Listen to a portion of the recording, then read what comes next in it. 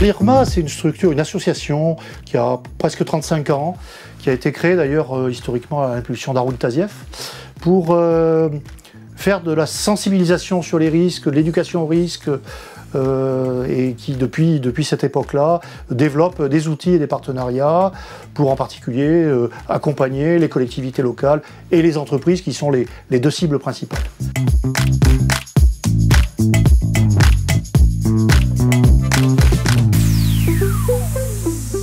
Il y a des enjeux de protection, mais il y a peut-être, de mon point de vue, surtout des enjeux de prise en compte des risques dans un certain nombre de politiques publiques.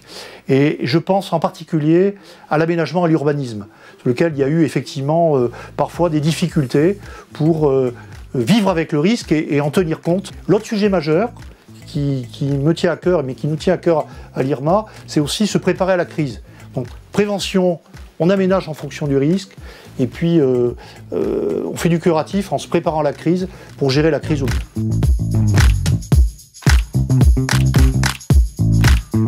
Pour moi, la culture du risque, il y a deux enjeux. Il y a la question de la connaissance du risque.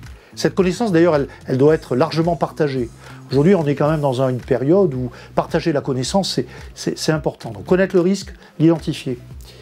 Mais je trouve que dans la connaissance, on doit toujours conserver un aspect mémoriel, c'est le terme que j'emploie, il ne faut pas oublier les risques qu'on a vécus. Finalement, on a parfois très vite oublié qu'il y avait eu un épisode de risque naturel qu'avait vécu un territoire.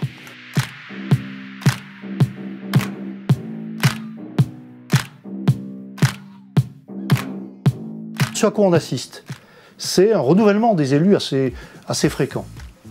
Je vais prendre le cas des élus municipaux. Voilà, on a vu 2020, un renouvellement important du nombre d'élus. Et je pense que pour beaucoup, la question des risques dans leur commune était quelque chose qu'ils ne connaissaient pas. Donc finalement, le sujet, ça a été, et l'IRMA y a contribué, ça a été de former les élus face aux risques pour leur faire prendre conscience quels étaient les risques dans leur commune.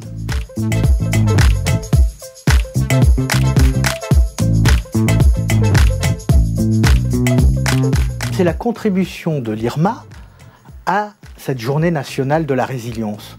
On voulait apporter une contribution et on s'est dit quelle histoire on va raconter au niveau national auprès des habitants, auprès des publics cibles du Résilience Tour qui sont les élus, les entreprises, les scolaires, les jeunes en dehors du cadre scolaire. Et les actions du Résilience Tour, elles ont un caractère participatif de manière à les faire adhérer bien sûr au Résilience Tour, mais à la finalité qui est la nôtre.